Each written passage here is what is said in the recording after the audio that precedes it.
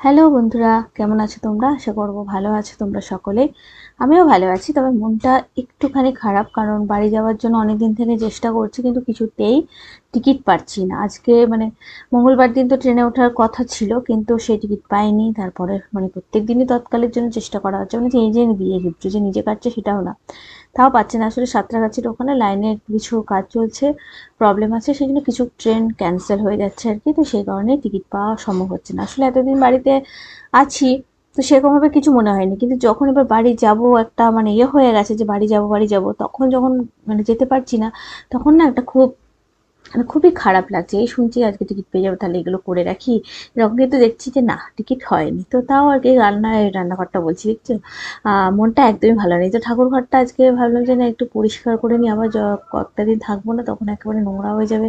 তো সেই কারণে আজকে সন্ধ্যাবেলা ঠাকুর ঘরটা পরিষ্কার, আর বোরও লাগছে, যেন ভালো লাগছে না, মনটা খারাপ, তো সেই জন্য।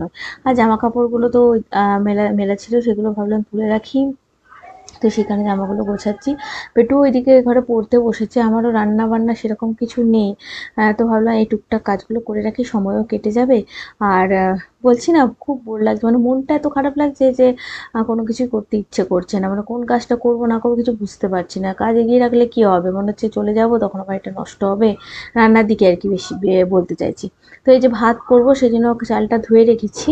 আর এখানে সকালে চিকেন বানিয়েছিলাম, ওই চিকেনটাই আছে। আর বানিয়েছি হচ্ছে ভেন্ডি ভাজা, আর এটা হচ্ছে পটল আলুর তরকারি। তো এই আজকে রাত্রের ডিনার, ভেন্ডি ভাজা, পটল আলুর তরকারি, একটু চিকেন আছে, সেই চিকেন।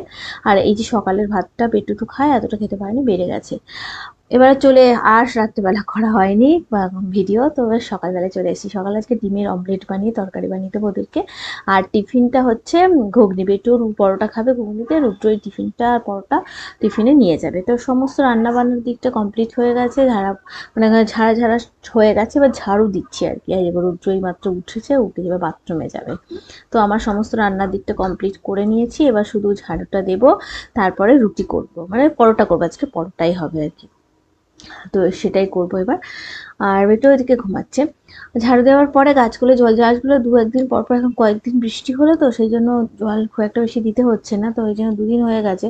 তো তারপরে একটুখানি জল রয়েছে জল, দেখো গাছগুলোতে, তাও একটু একটু করে দিয়ে দিলাম। আর তুলসী গাছে তো রোজই জল পড়ে।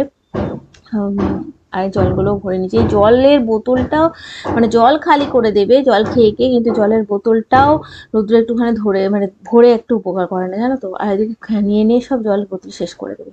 তো ভাত হয়েছে পেটুর জন্য, এখানে যে ঘুগনিটা বানিয়েছি একদম প্লেন হালকা পাতলা করে বানাচ্ছি, রান্না করছি। আর এদিকে অমলেট দিয়ে তরকারি বানিয়েছি রুদ্রর জন্য আর বেটুর জন্য। আমি তো দুপুরে খাই না, ফল টল খাই আর কি। আর আজকে হবে 6টা পরোটা, বেটুর 2টো, রুদ্রর 3টে, আর আমার একটা, এই 6টা। আর এই যে টিফিন আমি গুছিয়ে দিলাম টিফিন বক্সে। ব্যাস, সকালবেলায় একটা পরোটা খেয়ে নেবো, তারপর দুপুরে ফল, দুপুরের খাবারটা পুরো স্কিপ করে দিচ্ছি, জানো তো, তাতেও আমি রোগা হচ্ছি না। আর এটা পরের দিন যখন আটা মাখা ভাবছি, মাখতে হবে না, বাড়ি চলে যাবো, কিন্তু না, আবার শুনছি টিকিট হয়নি, তখন আবার আমায় এই মায়ের কাজগুলো করতে হচ্ছে আর কি। রান্নার দিকটা এমন ঝামেলা হচ্ছে না, মনে হচ্ছে বেশি করে করবো, এক্ষুনি নষ্ট হয়ে যাবে। সবজিপাতিও বেশি আনা হয়নি, জানো, এবারে যে আমি চলে যাবো বলে। তো যাই হোক, যাওয়া তো হলো না। আর এটাই লাস্ট কাজ, এবার আমি স্নানে যাব। সেটা হচ্ছে ঘরটা, এইদিকে বাসন ধুয়ে চলে গেছে, আর আমি এই যে বাসনগুলো গুছিয়ে এখন ঘরটা মুছে নেব, তারপরে স্নানে চলে যাব। ব্যাস, এটাই আমার লাস্ট কাজ, সকালের দিকের আর কি। তো চলো, আজকের মতো এই ছোট্ট একটা ভিডিও দিলাম। আজকের মতো চললাম, আবার নতুন ভিডিও নিয়ে সঙ্গে নিয়ে চলে আসবো প্রিয়মা, টাটা।